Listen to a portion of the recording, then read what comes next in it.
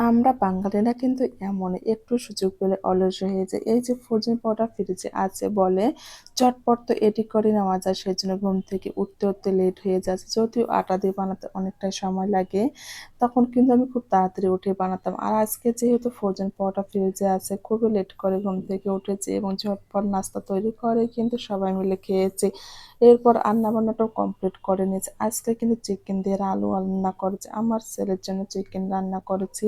ও কিন্তু চিকেন খেতে অনেক বেশি পছন্দ করে। তার সঙ্গে কিন্তু আমিও আজকে দুপুরে খাওয়া-দাওয়াটা কিন্তু আমরা অনেক মজা করে খেয়েছি। হ্যালো ভিউয়ার্স, আসসালামু আলাইকুম।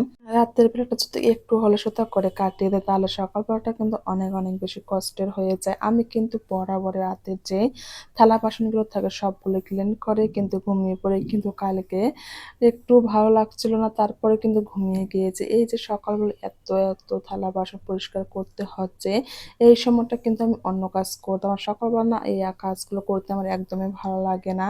সেজন্য কিন্তু আমি খাওয়া-দাওয়া কমপ্লিট করে রাতের বেলা সব ক্লিন করে রেখে দেই। কিন্তু আজকে এত বেশি কাজ করতে হচ্ছে। এদিকে কিন্তু নাস্তাও তৈরি করতে হবে। আমরা বাঙালিরা না সত্যিই অনেক বেশি অলস।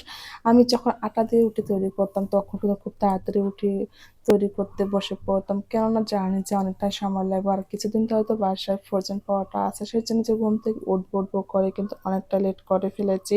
এদিকে তো থালা বাসনগুলো সবকিছু ক্লিন করে নিয়েছি। এখন তো নাস্তা রেডি করতে হবে। ফ্রিজ থেকে সেই ফ্রোজেন পাউডারগুলো বের করে নিলাম।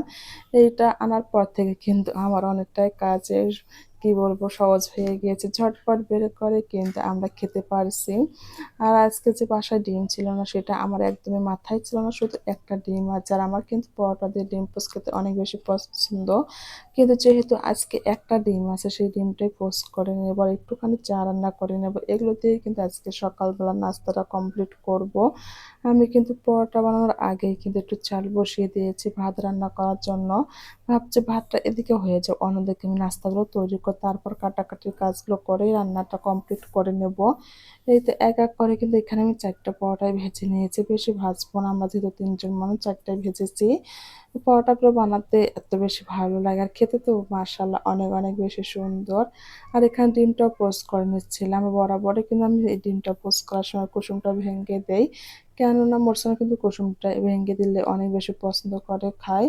মূলত আমি এভাবেই ডিম পোস্ট করে থাকি আর এভাবে খেতে আমরা অনেক বেশি পছন্দ করি।